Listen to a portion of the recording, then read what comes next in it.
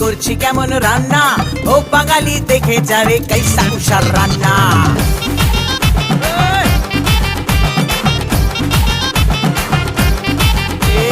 খুন্তি হাতায় আওয়াজ তুলে করছি কেমন রান্না, ও বাঙালি দেখে যারে কাইসা কুষার রান্না।